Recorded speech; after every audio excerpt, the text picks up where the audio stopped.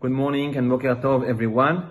In today's Halacha, we will discuss the possibility of being on a cruise or on a train during Shabbat. I know it sounds very, very edgy, so let's talk about it based on the Shulchan Aruch. Number one, we should know that Chachamim made a takana for two reasons to not be on a boat on Shabbat. Number one is because of Onek Shabbat. A person may get seasick by being on the boat, and that goes against the spirit of Onek Shabbat, to have pleasure on Shabbat. Number two reason is because of putting yourself in a makom sakana. You are putting yourself in a situation that it could be dangerous, and because it's dangerous, you will have the permission and the mitzvah even to break the Shabbat to save your life. But to put yourself in that situation from the beginning is not allowed. Therefore, based on those two reasons, we can have three scenarios that it's allowed. Number one, if a person would go on the boat on Wednesday, so not Thursday or not Friday, Wednesday, he won't be seasick on Shabbat because usually after 3 days, a person feels better. So if he goes on the boat on Wednesday, he won't get seasick. Also, for the issue of it looks like your matnela according to Shabbat, maybe you're going to, that it looks like that you're putting yourself in a situation that you will break Shabbat. If you go on a Wednesday, it doesn't look that way. That's scenario number one.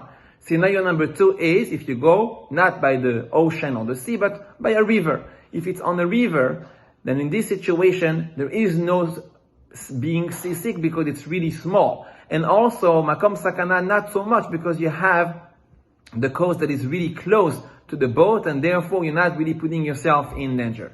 Number three situation, if it's for the sake of a mitzvah. Like for example, he would go on a boat in order to go to Eretz Israel to make aliyah. In this situation, Chachamim decided not to make a takana to forbid that person to be on a boat on Shabbat, as long as he's going to ask the captain in advance, please don't travel on Shabbat.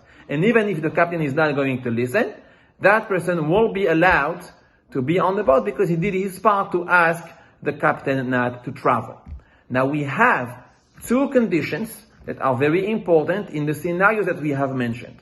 Number one condition is that the crew is not Jewish. If the captain, the stewards, all the people working in the boat are Jewish, or some of them are Jewish, then they are doing melachot for me. In this situation, I cannot let any Jew do a melacha for me on Shabbat, so I have to make sure that the company, the captain, the crew are not Jewish for me to be able to be on that boat on Shabbat. Number two is an issue of tehum. What is a tehum? We're not allowed on Shabbat to leave a perimeter of 2,000 amot, which is about 3,000 feet around the city.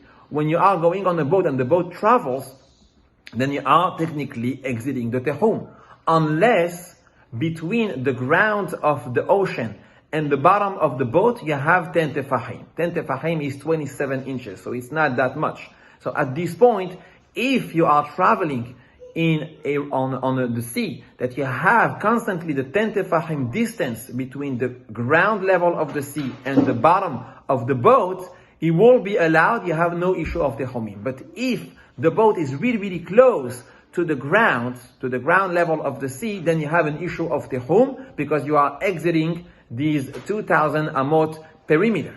If you have a doubt if you are whether or not within 10 tefahim or not within 10 tefahim, it's mutar. Why it's mutar? Because we hold that tehumin is bin derabanan. The concept of tehum is from the Chachamim, so therefore misafek safek derabanan lekula. However, when you are going on a train on Shabbat, so if the train is going to travel between one city to another, it's definitely asur even if the conductor is not Jewish because you are going out of the tehum. But if it's within the city, like a subway or a tramway, so number one, you have to make sure the conductor is not Jewish. Number two, you have to make sure that the travelers are also a majority of non-Jews, so he's not doing a melacha mostly for you, or for Jews. Number three, you have to make sure not to carry inside anything that is mukseh, or in general to carry.